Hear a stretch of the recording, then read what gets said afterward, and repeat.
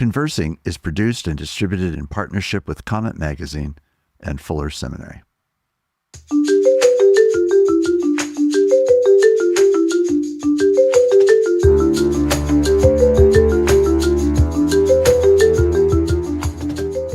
I'm Mark Labberton. Welcome to Conversing.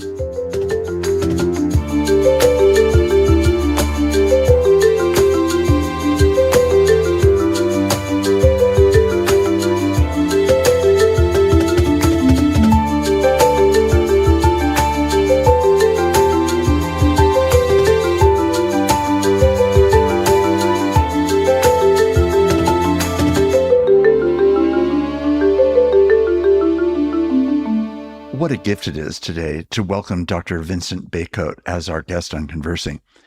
He'll be a returning guest, and he comes to us this time in relationship to a film that he has helped mastermind and produce that's called Black Evangelical. It's a documentary that we're going to have a chance to explore. For those of you who don't know Dr. Bacote, I want to just be sure that you understand his context. He serves as Professor of Theology at Wheaton College and is the director of the Center for Applied Christian Ethics. He's written a number of books, the most recent one of which is called Reckoning with Race and Performing the Good News, in Search of a Better Evangelical Theology. He's a widely cited commentator and a person whose life and work I have particularly admired. Vince, it's so great to have you here. Oh, really glad to be talking with you.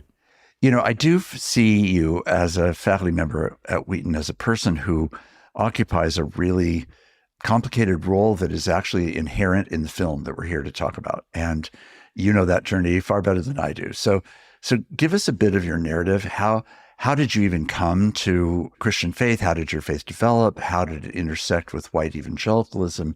And then how did it ultimately bring you to Wheaton? And then most specifically, why this film and why now? Sure. I grew up in Maryland, going to Shiloh Baptist Church of Glen, Maryland, which I only learned after I was 35 was a national and progressive Baptist church. All I knew was that it was Shiloh Baptist. There was nothing in the Sunday program that said what kind of Baptist we were. It's hidden in the fine print. Yeah. And so I was sensitive to spiritual realities pretty early on in my life. And, around age 10 is probably when I would say I confessed the faith, a sinner's prayer type of thing, even though I probably believed it like 2 or 3 years before that. So arguably I may have been a Christian already. It was kind of like the official, public the moment, declaration. Yeah. And, joined the church, etc. I go to college at the Citadel, the military college of South Carolina. That's what that hat is over there. Right. And there I was, from the time I was a freshman, involved with the parachurch group, the Navigators. And what I did not know that I was stepping into was an evangelical parachurch organization. And again, without knowing it, I'd had some exposure to people that were evangelical because on television, for example, I'd seen the John Ankerberg show, which had people on it that I didn't know would be some of the people at the seminary I went to when I went to Trinity Divinity School. So I just knew that it was this religious show that came on late in the evening. And so I go to the Citadel. Very formative for me to be part of that Navigators experience. I would say also to the credit of my Navigator leader there, he thought it was important for me, the Navigators had these things called summer training programs. He thought it was important for me to go to one that was predominantly African-American. And so the summer of my sophomore year, I went to Memphis, Tennessee to be part of one of those programs. Had one of the biggest, moments in terms of growth in my faith that summer. One of those things where it's really grasping that, the totality of life was to be directed by God. It wasn't that I didn't try to be a moral person, but it was more like, back then I would think I was a person who wanted to be dedicated to God, but still, I kind of called the shots or planned my life out and then wanted God to make the plan happen. And, it was then recognizing that hey, you're like the one in the driver's seat and I'm not the co-pilot, I'm the passenger. And my life belongs to you, to be directed by you, etc. So it was such a big transformation. I wondered at one point whether it was really my conversion. Now I would definitely say it wasn't. It was just one of those growth moments. And so that was, I really appreciate my Navigator leader saying that you should go to that kind of program rather than these other Navigator programs that I thought were cool, but they've been predominantly white. And I should say, by the way, I'm a very culturally fluid person. And so I've probably been fine at one of those other programs, but I'm so glad that I went to these others. And to some degree, I think even that first summer, there might have been the occasional circumstance where I got some sense of the tension about some African Americans with the evangelical movement. Now, had I heard the word evangelical by that point, I'm not sure I had. But looking back, I was definitely part of that. I mean, that's when I begin to get introduced to, I started learning about figures like Francis Schaeffer, or learning about, the standard people on the Christian radio types of things. People are talking about, oh, this preacher or that preacher, Chuck Swindoll or whoever. And so I'm the Navigators all 4 years at the Citadel. I wound up going back to Memphis after I graduated to live with the Navigator staff guy that I had gotten to know in Memphis. And he was over the African American ministry at what was then Memphis State, now University of Memphis. And it's interesting thinking about the fact that they had decided at Memphis State to have a Navigators ministry, because there was a white leader and there was an African American leader.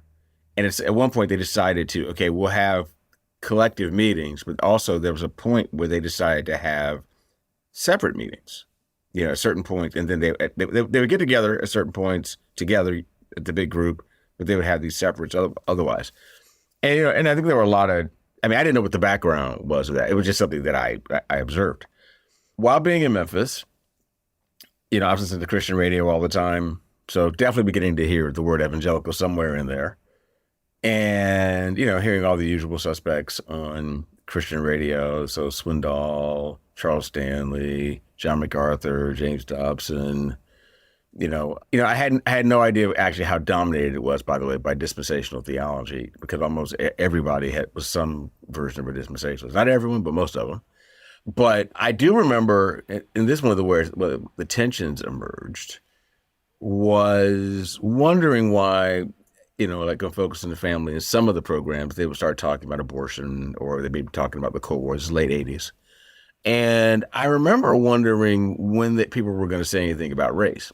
And by the way, this is with me not being the person that wanted to bring stuff up about race. I was not that guy. There were other people who might say things, and I would tend to be skeptical if somebody said something. I think it's about race. And I was like, oh, I don't know. I'm not so sure about that. It might be some other reason, etc. But I think that's one of the places where I began feeling some of those tensions. 1990, I go to Trinity Divinity School to get my MDiv, at the time thinking that, at least when I got there, the plan was to be a pastor. Before that year was over, I was already on the path towards my main sort of command central being in the context of a professor, and out of that doing teaching, preaching, etc. While there, Raleigh Washington was a graduate of Trinity, and he was also doing some adjunct teaching there. He and Glen Kehrein wrote this book, Breaking Down Walls, about racial reconciliation. So this is like 91, 92. And I remember thinking, because even before getting to Trinity, I was wondering this: how do you have these Bible people understand and see that matters of race are not optional, that this is something that we should care about? And the thing was that I felt that because of my formation and because of the way that people tended to make arguments about, being biblical, that you had to have almost a kind of exegetical or theological kind of proof texting where, you had to find where literally the thing called racism was in the Bible. Because, what seemed to be the reason for any kind of ethical imperative was God says X, you should do X. And so when Raleigh Washington had worked on this thing from Ephesians 2 about reconciliation, about this being where we see why it's a requirement for Christians, I remember wondering, are people going to buy this? And No, and actually, I didn't really hear any pushback about it, but I wondered because, I just felt like, it was almost like I felt like the bar was super high and to get people to really buy this. Now, what also was going on at the time, so eventually Spencer Perkins and Chris Rice write a book. Eventually Bill Pannell, after the Rodney King riots, writes the book, The Coming Race Wars.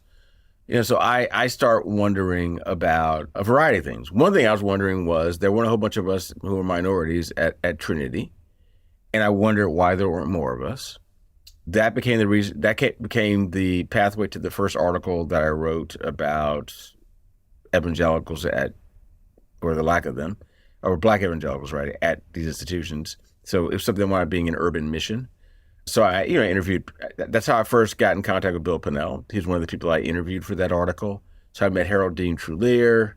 I had met Carl Ellis before that, actually before going to Trinity, and interviewed a bunch of people for that. And so what was starting to happen, looking back, is that I was trying to figure this thing out, because the vexation for me probably was this. Okay, I'm among people who are the Bible people. And it seemed to me that if the Bible people ought to be the people that are leading the way on questions of race, rather than people that either are not making that as prominent, or even people that aren't Christians being the ones that are leading the way on race. And I couldn't understand why it wasn't happening among the Bible people, or wasn't happening a lot. And so I was wondering about that. I would probably say the place where a lot of that wondering got combined with vexation was when I went to Geneva College for a conference that was to honor Bill Bentley. It was about Black Evangelicals. Bill Bentley died about a month before that, I think. And so I went to that conference. So Pannell was there, Tom Skinner was there, Carl H. Henry was there, J.D. Roberts was there, Tony Evans was there, Eugene Rivers was there, Carl Ellis was there, Clarence Hilliard was there. I mean, tons of people. And I remember at that conference, a number of people naming their frustrations and tension. And I didn't know what their experiences had been in the 60s, 70s, 80s up to that point. And it wasn't that everybody was saying a plague in your house about institutional evangelicalism, but a lot of them had had significant dissonance. And I remember writing back with people with whom I carpooled there. And Carl H. Henry had given one of the final addresses on the last day. And I remember somebody saying that they thought that Carl Henry was paternalistic. And I remember the guy I was driving said, and yeah, he was. And I remember thinking, well, I didn't think Carl H. Henry was paternalistic with what he said. Now, and part of it was, I'm showing up at the conference as a person who's thinking about possibility, but also thinking about these people are there, et cetera. It'd be interesting to learn about this. And I had interviewed some of these people. And so I'm trying to think about, again, possibilities for the evangelical movement to be this thing that can get to this place of leading the way or becoming prominent, paying attention to this. And then there are people who are clearly articulating their penchants. In fact, I remember Pannell saying at one point, I don't need Kenneth Contzer telling me what to do. And now, you're having no bill. I mean, now it's like, right. Of course. I can just, it totally makes sense, right? But the point is that, so for me, one of the things that wound up happening is that I had forgotten about until we started even thinking about the title of the film. At TEDS, we had a student paper, and I had become a person who kind of wrote regular editorials. And after going to that conference at Geneva College, I wrote an article called Black and Evangelical, an Uneasy Tension, ? Because I felt it in a way that I had not there, because I wasn't as agitated. Right. And predisposed. Yeah. And again, I'm trying to think about, look, the evangelical movement, if you can just get people to see this thing, almost like if you can find the right methodology, if you can put the right thing in front of people, we're the Bible people. We believe this. We'll do this. Looking back, I would say what I was coming to understand, but didn't understand as greatly, was that though the commitments of the evangelical movement are this biblicism and at least a stated openness to, and hence subjection to, the Bible in its totality, it's not merely a movement whose motivations are strictly just tell me what the Bible says. That it also exists in a time and a place and a context, and that there were contextual realities. In other words, the evangelical movement being not just a biblical movement, but being a social, cultural movement, etc. And those social and cultural realities obviously informed how people were looking at the Bible, how people were applying the Bible, or how people are maybe unaware of certain things in the Bible because maybe there are blind spots that they have. And then, of course, obviously other formational things where some people might have just imbibed a kind of presumption about, well, things are pretty good, and as long as we have these other the political commitments that we do have, because that it was still a lot of tension about whether you should even be involved in politics in the early 90s. At least we have these commitments. Let's not get too caught up in this. And so I was starting to learn, I would say, about all of that. And so, I go through my doctoral program, wind up here at Wheaton, and started here in January of 2000. And one of the things that I didn't want to do, either in my doctoral program or in my early years at Wheaton, is, I didn't want to be the person who was pigeonholed by attending the race. Now, as it happens, my dissertation figure was a Dutch Calvinist, and I did care about, big picture anyway, a theology that expresses itself ethically, or a public theology, or a public theology with political implications, social cultural implications, etc. That makes race one of the things you have to talk about. But even though race is one of the things to talk about, I didn't want that to be the main thing I talked about or the only thing I talked about. Right. Because and part of it was I didn't want to be, if you will, captured by being only doing that, as if to talk about that means it's the only thing I can talk about. Right. And so being an expert on this Dutch Calvinist and public theology and that kind of stuff, I mean, and it wasn't that was an intentional strategy. I mean, because those concerns show up in every tradition. Yes. And among every ethnicity about the whole public engagement piece. So to me, that was just something big picture to address. But eventually, I mean, the road to this documentary happens because I'm out at Fuller in 2008. There's a small group of us, like maybe 15 to 20 of us, at a meeting called the Obsidian Society. We met in the Guest Center, and Ron Potter was there, who I'd met at that 93 conference in Geneva College. And his color commentary through that weekend together indicated to me that he basically had all of Black Evangelicalism inside his head. I mean, Ron had read a lot. He was like a walk-in library. And I knew that it would be great for people to get this information because good luck, even now, still, even though there's more stuff written, we're not overrun. We haven't experienced an avalanche of content about Black evangelicals.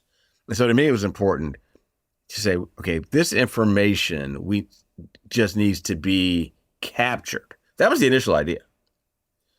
It goes from just wanting to capture it to making a documentary. Now that's, how does that happen between 2008 and 2025?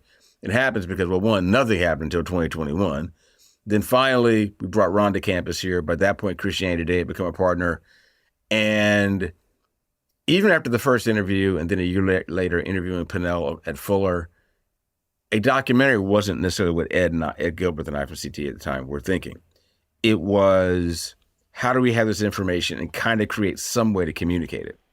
When we get connected with Dan Long, a Fuller alumnus, and we start talking about doing more interviews and stuff, a lot of our conversations turned to, how do you tell this story? And it turned into a documentary. And so one interview turned into 24, and there's approximately 40 hours of footage. I mean, most of the interviews were at least 2 hours. At least a couple of them were longer. And now we have a 94-minute documentary that is about that tension that I had named in 1993, I think it was. Funny thing about that is I had forgotten that I'd written that newspaper article until my wife happened to be cleaning up some stuff and happened to pull out that newspaper article. And I was like, oh my gosh, look at this. Isn't that amazing? Because I was like, that's what we're talking about in this documentary, because it's about that in-between experience. So giving it a slightly wider lens, then, you're having this experience that you've just narrated, which is an expression of your own, in a certain way, non-racial engagement in that classical, let's say 60s, 70s, 80s kind of way. That was not the strain that you were in as a person in culture, fluid culturally, as you said. And then you begin to notice something as your experience, partly through Navigators and partly through the circle of people that you then you become more self-conscious about being aware of.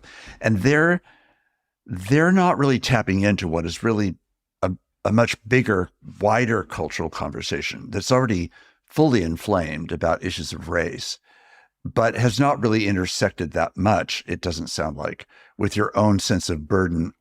But your own sense of burden starts growing as you start realizing its dramatic absence from so many of the spaces that you were in. Is that a fair way? I think that is fair, because even though, well, I guess there's two things. One, I remember reading, I think before I went to TEDS, the book, it was updated, called What Color Is Your God? The Columbus Sally Ronald Bean book that I think had initially been called Your God Is Too White. And so that was a book that was maybe 150 pages. But there just wasn't a lot of stuff. Right. And so at one level, there was the whole question of, well, what's there? Then there was the question of, who's out there? Right. Because I didn't know everything was out there. Now, in 1987, 1988, there were these two big conferences in Atlanta, Destiny 87, then Atlanta 88. And you had a lot of people, whether they would all call themselves evangelicals, I guess is the question. But, a lot of people from parachurch world, pastors, some people involved in missions. And so and I didn't get, because of my job, I couldn't attend either of them. And so, but you're talking like 40, 50 people, all these pictures of people say, oh, I didn't know who Crawford Loritz was, or Elbert Ellis, or any of those people until I saw their pictures in that. And I think that's also maybe how I learned who E.V. Hill was. And so I began to know that there were more people out there. But I was also wondering, okay, where are these people? What's the range of places these people are in? And I also certainly noticed that there was hardly anyone who does what I do for a living right now. Hardly anybody was teaching theology or biblical studies at seminaries. If they were there, often they were in homiletics, missions, or something like that. And if you did find theologians or biblical scholars, they'd be like in an HBCU seminary or a mainline seminary. And so I was trying to sort all that out, One of the things that the film explores quite a lot is this sense of Black consciousness. We'll come back to that in a broader way in a moment. But I'm curious, what would you have said about your emerging Black consciousness personally? Was your Blackness becoming more of a fact and a reality, or more vividly present in your life? How would you describe that? Okay, I'm born in 1965. One of my earliest childhood memories is my mom and my uncle taking me and my older brother to see RFK's train go by.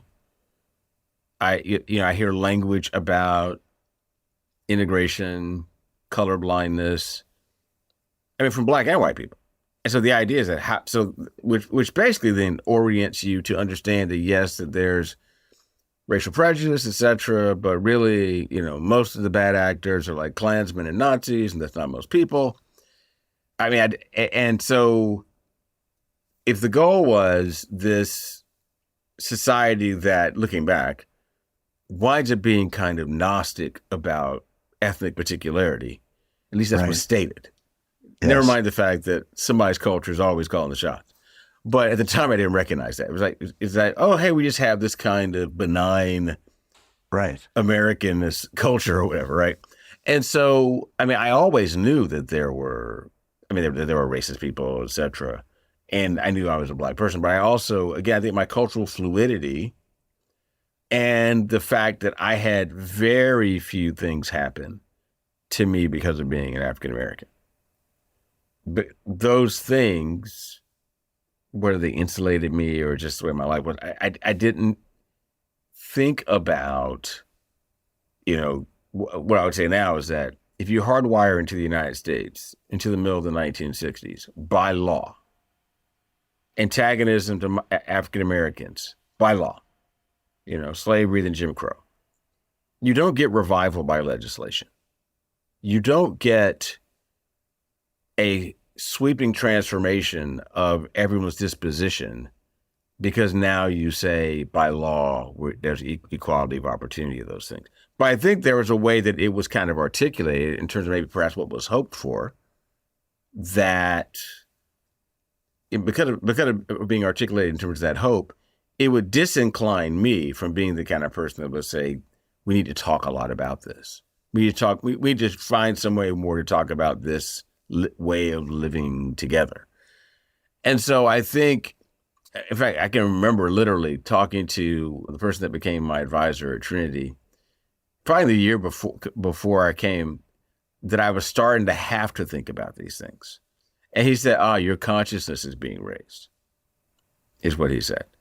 Because I had to think about the fact that, well, no, actually the reason some people are doing things is because, explicitly or implicitly, race is a factor. And I didn't want to believe it was a factor. And I had to believe it was a factor. And I mean, even recently, I didn't know it, but, somebody that taught me, and it was fine, one of my classes at Trinity, another prof told me that this prof said to him, this is a white prof, that when his daughter was going out with a black guy, that he starts talking about whether this should work. It was clear that he had this sense of, it's better for us to just be separate.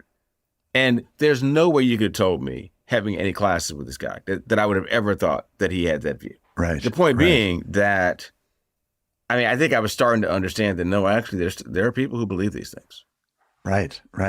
So, and that to some degree, you had been living in what sounds like, correct me if I'm wrong, what sounds like a racially optimistic position. That's a great way to put it. Yes, absolutely. Absolutely. Where it was just like, yes, it's true, but it's not a big deal. And the movement is moving forward and there's been progress. And I seem to be not particularly feeling any great racial trauma from being Black.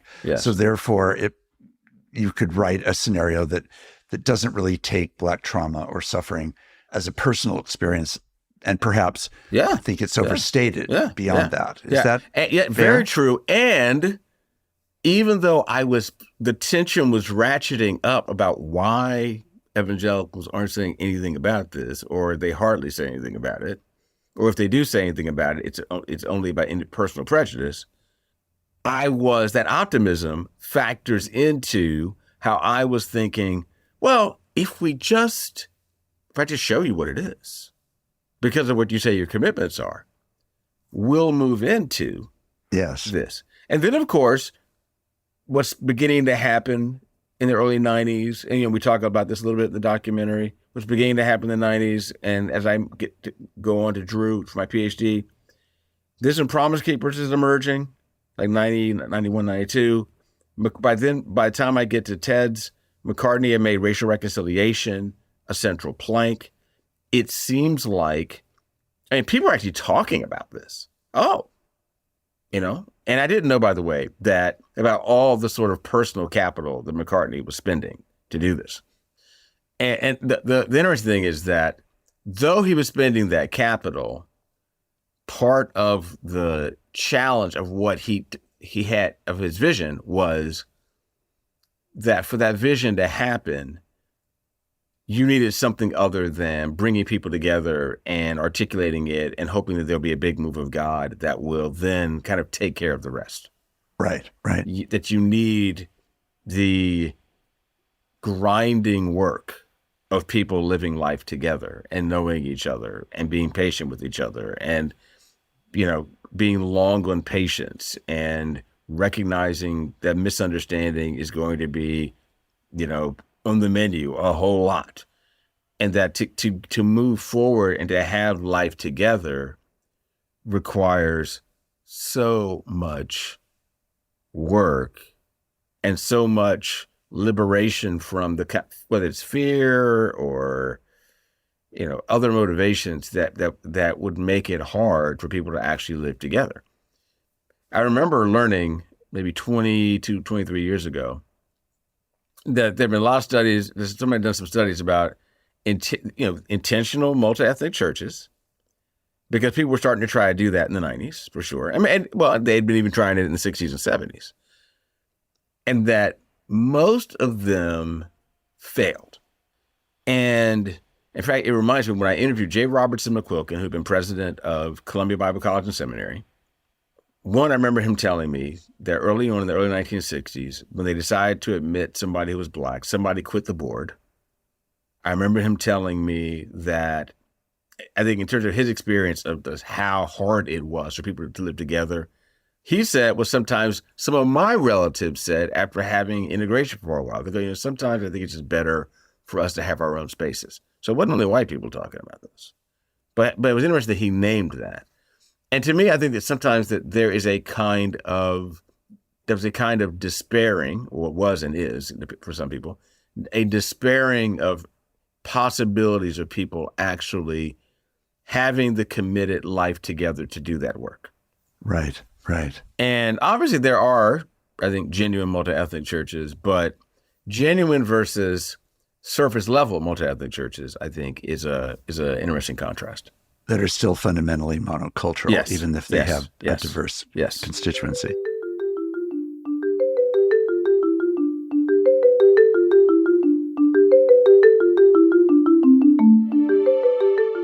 I'm Mark Labberton.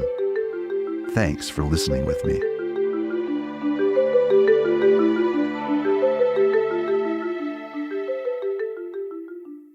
At the beginning of the film, it opens with some really strong words from Tom Skinner, whose appearance is throughout the book. Why don't you just briefly say who Tom Skinner is, and then I want to have you interact with me about some of his opening words. Sure. So Tom Skinner was a singular figure. So he was somebody who got converted from gang life to being an evangelist in New York. He becomes a kind of Black Billy Graham figure in the mid to late 1960s. He eventually has his own parachurch organization called Tom Skinner Associates. Bill Pannell worked with him. And he is the person that gives an address at Urbana in 1970 that was a turning point for a lot of people. And when he's also one of these people, he's a paradigm for what a lot of people experience. So he's on the one hand, he's like that figurehead person, and that figurehead person who winds up being persona non grata when he begins to get, quote unquote, too political. Which meant talking about issues of race and justice. Yes, exactly. Right. And so his radio program gets taken away from Moody taken off Moody, and he has some personal crises in the 70s. I would say he's kind of back in active ministry in the 80s. So he gives the closing address at Atlanta 88, where, one of the lines I think is really interesting, because I think it's hard for people to recognize this.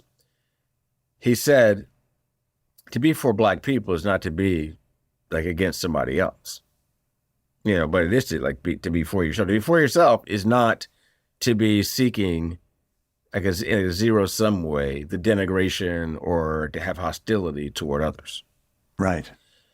And I think, that remains for some people a big challenge to understand that attention to particularity is not necessarily about who gets to set the borders on the basis of particularity. Right. And I think that there are people who think that if you mention it, then you must be wanting to kind of say, "Oh, I want to be in charge now because you were in charge." There are other options besides those. Right. So, he's this incredible orator, and again, I say singular figure because there are some people, they show up, and when they're talking, stuff just happens. And he was one of those people. He's one of those people. There's no question about it. So And so he was one of the prominent leaders in, among Black evangelicals, and, dies at age 52. I'd forgotten how young he was. Mm. So I looked As it up. gets closer to our own ages. Yes, I'm yeah. I'm now long beyond that. Yeah, I'm beyond it now too, yeah. And Yeah. but he was someone who was uniquely capable of communicating, the faith. And then he moves from just giving your sort of standard evangelical conversion narrative type of story and inviting people into a personal narrative like that for themselves. He moves towards a more holistic articulation of the faith, where it's not just about sort of this vertical transaction, but or that when you only talk about the horizontal dimensions, you're talking about personal piety. That it had to be more than personal piety. That it also needs to be actual social, political transformation, and that winds up creating complications for him. So as the film says, it's just exactly on the point you were just making, he arrives as a certain kind of almost trope in evangelical circles because he can fit the conversionary narrative. Everybody loves that. It's the great story of the violent gang leader who comes to faith in Christ and whose life and character is really radicalized and utterly changed and turned upside down by that. Then he begins to gain a platform, but his platform begins to change as he begins to develop further his understanding of this holistic gospel that you were just referring to. And as that happened, then people who had initially received his ministry with great ease, and here I'm specifically referring to white evangelicals, who really welcomed his early proclamation and evangelism, then began to struggle harder and harder over the fact that he was saying uneasy, unconventional white truths. So at the opening of Black plus Evangelical, there's this moment where he's preaching, Tom Skinner that is, and he's making some very strong statements about the fact that one of the major questions that people of color and white Christians as well need to consider is, what is the relationship between God and, as he's describing it, blackness in particular? Yeah. And he says, and strongly, and everything he said was very strong, but one of the things he said that was strong was this sense that people who are white and evangelical needed to understand that being Black evangelicals did not mean being a white evangelical in blackface. Oh yeah. That's oh my gosh. Yeah. What a scorcher line. Yeah. And touche. I mean, we're still living on the vortex of that sentence right there. Yeah. And so much of what is happening in the tragic landscape, as I see it, of so much of American evangelicalism is the fact that fundamental question of the relationship between God and race, God and blackness in particular, and evangelicalism not being about something that should be passed on to Blacks so that they can be black-faced evangelicals of a white soulish kind. Yeah, exactly. No, I think that's true. Is still the great conundrum. And it lies near the core, as I see it, of so many of the other things that are still unfolding in ways that have never really been worked through. And so much of the overwhelming racism in our country that's been exposed, not new, but further exposed, is palpable. And a lot of it is related to forms of white evangelicalism. Unfortunately, I think it winds up being related to it to the extent that people say, I want to be this biblical evangelical, and I'm in a way unwilling to have the Bible that I say that I'm committed to interrogate all of my commitments. That winds up creating the problem of those commitments being unchecked. Yes. And when those commitments are unchecked, a person just thinks, well, I just want to be a good American. Right. But also what it means is that if you haven't had to attend the horror movies about what's gone wrong in this country around race, in other words, you can have a certain narrative about it, but it's a narrative that says, well, we pass laws. We don't traffic in the slave trade anymore. Jim Crow's illegal. There's nothing else to talk about. When anybody with a family knows that in a family, sometimes you go, well, what's the problem in our family? Well, we never talk about why we're the way that we are because of stuff that happens. And so you wind up with a desire for a conspiracy of silence to have, well, I heard like a counselor once say, there's the phrase peace at any price. But the price that's being paid is an insufficient community in terms of people really relating to each other and being able to relate to each other truthfully, not for the purpose of people being hostile, but in order for the community to really be as whole as it can be. And to do that, you have to, like, honestly, in any close relationship, you have to at some point be willing to learn things about yourself. In fact, often what I like to do when I'm talking about race to students, or not just students, but in other settings, I'll use marriage as an example. And I'll say, if you want to be married to somebody, it's like you're marrying somebody from another country. And if you want that marriage to be a good marriage, it's not going to be a good marriage if you decide that the only thing that somebody needs to do is just conform to you. Or if you are unwilling to learn a lot of things about yourself and you only want the other person to do the learning. And I think a version of that happens around this because, it's actually a massively complicated thing because the experience of African Americans in the United States is all over the place. Some people have all kinds of stuff that they've gone through and they've got all the receipts, so to speak, about race. Other people, they've managed to have minimal suffering. And they might not be in situations where they've had to think a lot about it. And so, but if somebody thinks that to talk about race is only to believe that it's one or the other of these experiences, they are not taking the time to do the learning about the difference and complexity of and diversity of Black experience that there is. Right. And the diversity of Black Christianity that there is.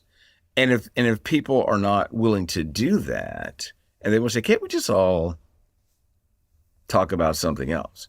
So what's easy for you to talk about if it's not bothering you. But if people that you say you want to be part of your family, if you really want them to be part of your family, you can't say the price of being part of this family is some things you talk about, other things you must be party of a conspiracy of silence. That will wind up being unhelpful for, if God's people of the church are supposed to be, if anybody's supposed to be doing this, it ought to be the people of God. And if God's people are unwilling to do it, then what are we saying is more important to us than being that kind of people who are growing those difficult things? Right. And what is the gospel that we think explains those two alternatives? Yes, right? Exactly. And I do think that one of the great points of anguish for so many that underlies the whole film is this sense of tension between, on the one hand, wanting to share a common biblical faith, as Christ-centeredness, a conviction about our fundamental spiritual condition and our need for God to redeem and rescue and remake us. Okay, a lot of that internal story could be roughly parallel or largely overlapping between Black churches and white evangelical churches. Yeah. And yet once we start then moving into the area of discipleship, where faith is now actually meant to be transformative to the whole of our being, to the whole of our perceptions, to the whole of our world and our relationships and our priorities, where then I'm meant to enter into a communion of unlike people who do not share my specific sociology or my race, who, for example, therefore, are now invited, and I'm invited to join them in a common family, as you've just been teasing out. And the consequences of that is that we don't get to say, just as you've been saying, it's just going to be the white way. If you're going to join this family, then become white, and then it's fine with us if you're also Black. But instead, it's a completely different kind of story where there's a mutuality and interdependence and understanding and repentance and growth and sorting that has to happen that reframes our understanding of ourselves and our neighbor in light of the grace and mercy and love of God and in light of the inherent human dignity of every human being. Yes. And when you look back, I think, for example, of Jemar Tisby's book, The Color of Compromise, a fairly recent book, a bestseller, that was really trying to almost just lay out the way that the architecture of racism was built into so much of the American story, which is, of course, being denied on lots of levels by our government and others.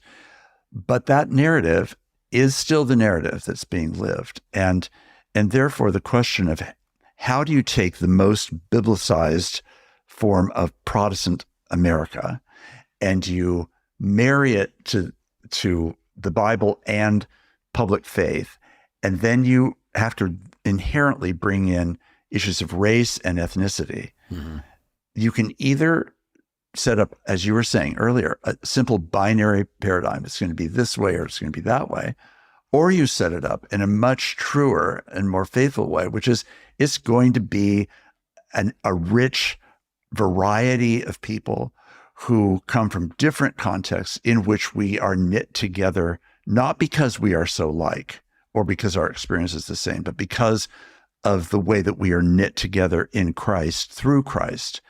And that work is the hard work of ongoing daily relationship, conversation, arguments, failure, disappointment, disillusionment, despair, and also hope and love and the possibility of reconciliation and renewal.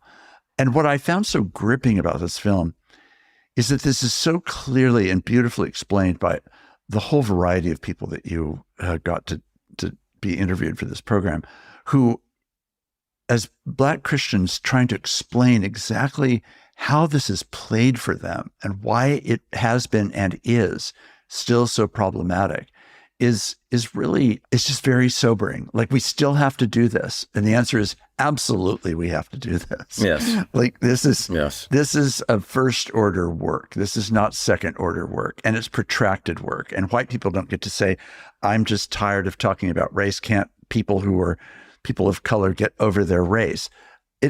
It's the most nonsensical statement. So I guess the film to me has a sober hope to it. And that's a good way to put it. And I wonder if you could tease out what you think that sober hope is. Sure. And I'm glad you brought that up, because the goal of the documentary is not to be a kind of hit piece about the evangelical movement. It's really to say, if you're going to tell the story of the church, these people are part of the story of the church. And their experience is an experience that some people are experiencing now, and they don't know about that experience. And we want them to know about it. Or we want people who identify with that experience to know about it, and we want the broader church to know about it. We actually want the whole world to know about it, whether they're Christians or not. Right. But I especially want people to see that people who've gone through this do not then find themselves just in what I like to call a wilderness of complaint. Right. They are people who remain committed to the mission of the church, to growing in their life with God. Right. And some of them are in a place like me, in a place like Wheaton. A lot of them are elsewhere. But the point is, they're still committed to the life of the church, this global gospel, and they're going to use their agency towards being these emissaries of hope, if you will, without hope being something that mutes the realism that people who have had some kind of interface with evangelical institutions, minorities have had that interface, for a lot of them, that interface has included, if you will, going through some things. Going through some, I say there's a 4-stage thing. I don't name that 4-stage thing specifically in the documentary, but you experience it. It is people come into it, they're delighted by learning all this stuff about the Bible. They're distressed when they discover that there's socio-political complications. That distress moves to, actually, I'm sorry, it's dissonance at first. Then they move to distress, where they ramp, where the dissonance gets tightened like a spring because of the socio-political complications. And then they get to a place of decision where they're going to decide whether or not I'm going to be a part in this place or go somewhere else. And I want people to understand that going through those phases and getting to a decision phase, the decision does not mean that realism requires you to only complain or point about what's wrong, but that realism allows you to have honesty, but also because you're a gospel person, you don't forget that the good news is the greatest news of all, and you have experienced it and that you can embody it. To embody it does not require you to deny what's gone wrong, but that's not the only truth. The truth is also there's possibility for you to participate and in the work of the church and to see the good news in action from individual to socio-cultural, socio-political ways. Right. And so that possibility is there, and it's very important for us to do that. And that includes, this line that we have at the very end where Bill Pannell says, evangelicals basically have to bring their entire selves to it. In other words, you can't be this good news person if this good news means erasing yourself. Right. It's a strange thing if none of us says this way in the documentary, but it's like, think about it this way. Jesus identifies with the human race. He identifies with the created order. In doing that identity, the identification, that's reaffirming God's created goodness in this world and in the diversity of that created goodness.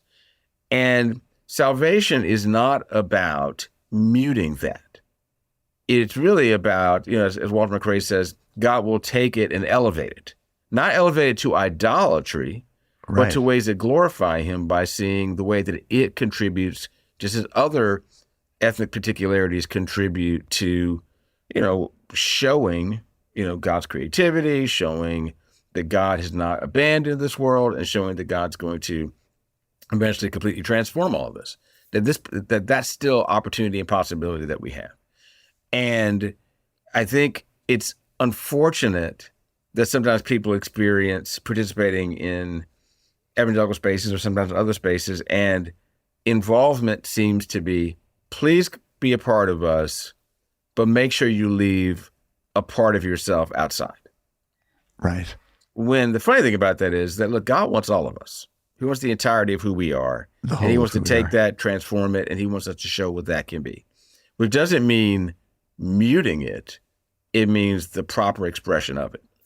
And so that's still a possibility for people. So it is a sober hope, because to do that, when all around us people create different kinds of idolatries of identity about different dimensions of particularity, it's so easy for people to assume that because you can talk in a positive way about your ethnic identity, it's the presumption that you talk positively must mean that you're trending towards an idolatry of identity.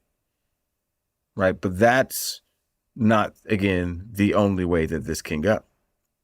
And so it's part of the opportunity, really, of living into this hope and helping people to see that I can, as A.G. Miller says, be a proud Black man and keep seeing how Black I am. But to do that doesn't mean I'm taking away anything from you. Doesn't mean I'm threatening you. It's not a zero-sum game. Exactly.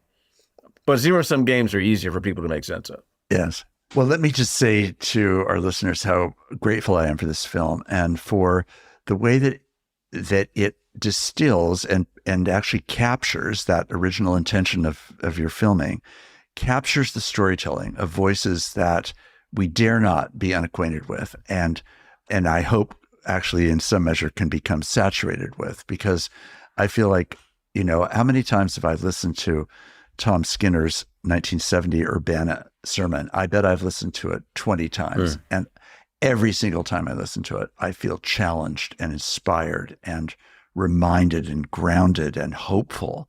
And I just hope that those who have an opportunity to see this film, you can find it free online. The link is in the notes. will really take it to heart. And you might even think of using it as a small group experience together, to watch it together, discuss it together, and to commit to the long work of what taking this kind of subject seriously really involves. I want to say thank you to Black people who have, in one way or another, been willing to identify with white evangelicalism, because frankly, white evangelical needs all the help it can get. And and the tolerance and patience, the resilience of many Black people who have lived and suffered inside as a part of white evangelicalism, including you, is no small thing. It's actually a really substantial thing. And surely the work that the body of Christ is meant to do is work that moves ever more deeply into this direction, not as an ideology, as a reflection of the reality of God's love and creativity and hope for what this unique new communion is actually meant to be to the world. So, Vince, thank you so much for being the person that's behind this documentary, for all the people who contributed to it, and for this conversation. Thank you. Thank you. It's great to be part of it. And I appreciate your responsiveness to the film. I appreciate, our friendship. I appreciate the way you're helping us to see the different ways that it resonates. And I certainly want to encourage everybody to just take time to take in the story and to share it with others, because, the story of the church is huge. And this is a part of the story of the church that is worth hearing, and it's informative, it's challenging, and it's inspiring, and it will resonate with all of us in different ways, because we all bring the unique complex of our own experiences to it. But it's an opportunity for people to really see that evangelical can really mean better news than you thought. Amen. Amen. Amen. Thank you. Thank you.